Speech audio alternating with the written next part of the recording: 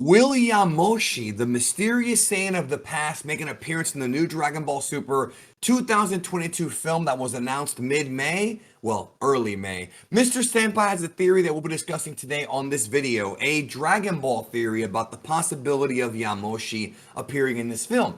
Obviously, Dragon Ball Super Broly was a movie that went into Saiyan history and Saiyan lore to tie in the fates of Goku, Vegeta, and Broly before their eventual meeting and, of course, their huge battle near the end or in the middle to the end of that film. But is Toriyama really done giving us Saiyan lore? Are we going to get more of this? What's going to happen? Are we just done with it? Are they going in a different direction?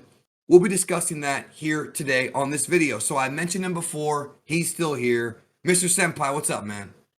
What's going on, buddy? I'm excited. This is going to be good. I have a theory on Yamoshi, and I know you have some comebacks. So you guys are going to get both sides of the story, which is really important because nothing is set in stone. So let's break this down, keep them. We do not know what the plot's going to be for this film right now as of this recording, and hopefully we'll find out soon, but we don't know what's going to happen yet. But right now, all bets are off. I remember you first mentioned this on a Twitter space I was doing. You mentioned you think Yamoshi would be involved. So what do you think? What do you think was going on? Yeah, let's look at it from this perspective. First of all, let's talk about the Dragon Ball Super Broly movie. We know that there was additional material that didn't make it into the final cut for obvious reasons. Now, if you had to choose, the additional material was it more heavily leaning towards after Broly, or was it more heavily leaning towards during the Bardock in the past when Bardock was still alive, right? So if you had to make a decision, what would you pick? I don't know, bro. I'm totally thrown off by that question. I have no idea. What would you pick? To me, it seems that Akira Toriyama wanted to speak more on the history of the Saiyans, but didn't get the opportunity. Right. So, and of course, that's all speculation, but it would make sense for them to do a movie focused on the lore, the history of the Saiyan, especially because Toriyama is heavily involved once again. You could have anybody, you could have Toyotaro, anybody talk about the future of Dragon Ball. But when it comes to the past and the hidden lore, you got to get the man himself, Akira Toriyama. So it would be a perfect opportunity for him to talk about the past. But can they somehow bring Yamoshi in a way that makes sense? And I think they can. Let's actually look at what was originally said on Yamoshi back in the interview, the Psycho Jump interview in 2017. So he was asked, was the legendary Super Saiyan Frieza fear the Super Saiyan God that appeared in Battle of Gods? And Toriyama said, in a certain sense, they are the same person. That is to say, very long time ago, before Planet Vegeta was the Saiyan's planet, there was a person who had the righteous heart despite being a Saiyan. He's talking about Yamoshi and he mentions him. So we already start to see a little bit of a connection there. It's the fact that he had a righteous heart. Who was the next person after him who had a righteous heart? It was Goku. Right. Also, the actual Super Saiyan God, yeah. Exactly. Now, we also find out that he began with 5 comrades. They started a rebellion, but he was cornered by combatants and became the Super Saiyan for the first time. Notice the word here. He started with the 5 comrades, but then he was cornered by the combatants. So it seems that by the time that he became a Super Saiyan, his comrades were already dead or something happened to them. Agreed. Right. Agreed. And I did a video all about this, by the way, on the channel. It's called The Mystery of Yamoshi, where we delved into not only that interview, but discussed what could have happened, because there's a lot of information Toriyama has left out from that whole story. Yes. So then his spirit wandered after he was killed. His spirit wandered searching for 6 righteous-hearted Saiyans. And then we find out in that same interview that the way that the Namekian Book of Legends, how did he make it into the book? Well, it's because the elder, the Namekian elder, was able to sympathize with Yamoshi's spirit. So that leads us to believe, at least to me, that Yamoshi's spirit is still out there somewhere.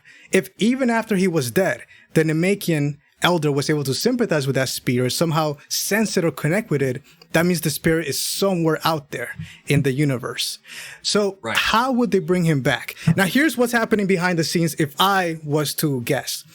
You have people working on Dragon Ball saying, we like this character. Can you bring him in a way that makes sense? That's it, right? It's not that he was planned from the beginning. How do you make him make sense? Here's one way you can do it. The first way is by going directly into the past, back in Dragon Ball Super, right? In the movie, when he was actually mentioned. There's a lot of confusion about Battle of Gods. There's a lot of confusion around that movie, and I would like you to explain. So we saw that he wasn't mentioned by name, but he was shown on screen. Was that really Yamoshi, or was that something else? Well, yeah, when they asked the dragon about the legendary Super Saiyan God, that is, they showed a silhouette of somebody who looked like Vegeta. And at the time, Toriyama had not yet even discussed Yamoshi in any material. It wasn't until 2017, 2018 that we got the Toriyama interview. So presumably that would have been the Super Saiyan God, or at least an image of what he may or may not have looked like based on what maybe the characters were thinking and what the dragon was saying.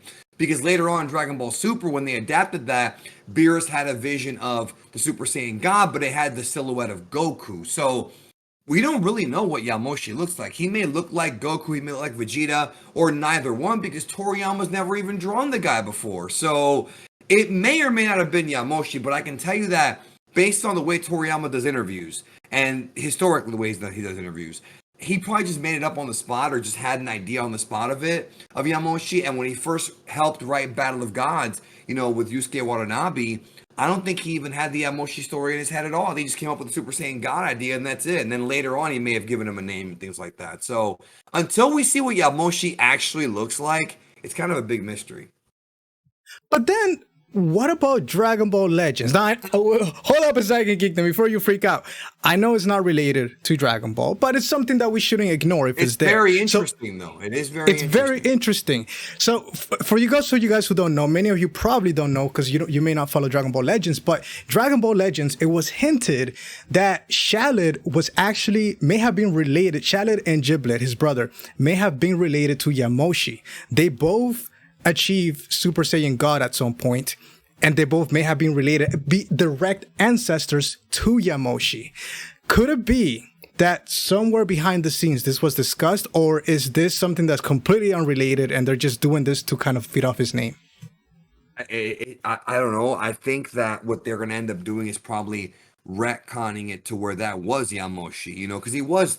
But again, one thing we have to clarify is that in Toriyama's interview, and I mentioned this in the other video, he says Super Saiyan, not Super Saiyan God. So that's where things get a bit weird. I did a whole video on it. I'm not going to go through that video again. Go check out the video. I'll leave a link in the description and in the cards for y'all to check out at the end of the video.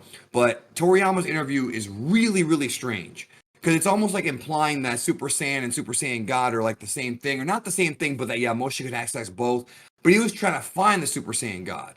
That's the whole thing. He wants to find who it was. But my question to you now is, how does that relate to the present time? Great question. How does that relate to the present? Well, something that I found weird about Goku, it makes sense for his character, but it just always seemed convenient that he was able to somehow be the most powerful, the strongest Saiyan, even though he was originally a low-level Saiyan. Now, what's interesting is that he's also, unlike the other Saiyans, he's a righteous Saiyan, right? And that was very specific for Goku, but also very specific for Yamoshi in the Akira Toriyama interview. So could it be that Yamoshi is actually connected to Goku? That Goku this whole time, we thought he was a nobody, but then in reality, it turns out that his ancestor is actually Yamoshi. What do you think about that? That would make Goku a little bit more special. I don't like that because that takes away from Goku's character. The whole point behind Goku is that he's a low-level Saiyan who overcame his heritage to become number one. Vegeta thought he was number one just based on his bloodline. Goku became number one through hard work. I think that if we find out that Goku's related to Yamoshi and is some kind of special Saiyan, granted, they could write it in a certain way to where it'll be okay. I think it does take away from Goku being, in a sense, what makes him special, which is the fact that he outworked everybody and he was a smarter fighter, had different trainers than Vegeta did, way more trainers that we know of. So, as much as that idea is kind of cool to tie Goku into Yamoshi, depending on how they execute it, it could end up really hurting the thematic element of Goku and Vegeta's rivalry. So it would all depend on maybe if they reveal that Yamoshi is also low level, that could help. But it just depends on how they do it, man. It's just the fact that Yamoshi was very different from the other Saiyans. They made that very clear. Unlike the other Saiyans, he was righteous. But then he's not the only one. Bardock. Go ahead. You go ahead. Yeah. Bardock. Also, the movie made a point that Gina was like, wait a second, this is very not normal. Saiyans normally don't care about their kids. Why do you suddenly care? And Bardock didn't even know himself. So it could be that there's something there, his heritage, his lineage, that was passed down and then it was eventually given to Goku. But he's not the only character who has a good heart. This character that's misunderstood is Broly. How is Broly so powerful? Well, we know that he has a good heart because he's not actually an evil character. That was something that was changed from the original Broly. Definitely not evil, and they even hinted at him being the legendary Super Saiyan in the film, Japanese version and the dub. So it could be that maybe Broly is related to Yamoshi if they decide to go in that direction. We don't know for sure. Right. It just seems that these characters, if they wanted to connect Yamoshi to either Broly or Goku, they could. Although I do agree with you that it will be counter to kind of Goku's character as a whole. But another way they could bring him back is for the fact that instead of making a movie about the past, make a movie about the present. Make a movie where Goku is he's in a position where he can't win. Right? And we know that Yamoshi's spirit is out there somewhere wandering. And finally, after centuries or however long it's been, he finds a righteous warrior. He finds Goku. And now we have the connection of him in the present. Yeah. I mean, giving him the strength to defeat the enemy. He's a ghost wandering around. So, I mean, that's definitely a possibility they could do that. And maybe Yamoshi finds Goku and gives him some kind of knowledge. I mean, that would be a cool way to kind of incorporate him without bringing him back to life. I think bringing him back to life is, I mean, they could do that. I know some people had the theory that he could end up being evil or something like that, but that goes against what Toriyama said. So I think him kind of being this spirit guide that helps Goku out. But why did it take him so long? They're going to have to explain that too, because it has been, forget Dragon Ball and Dragon Ball Z, it's only been, it's already been a few years since the original fight with Beerus in Battle of God. So why did it take him so long to find Goku? They're going to have to explain all that in the movie if they do go in this direction. Right. But having him come back and actually be like a spirit guide or even like give Goku one piece of knowledge he needs to attain victory, I think would be a great way to incorporate him in. Now, here is my most likely scenario as to how they can bring him into the movie. It's very simply going to Universe 6.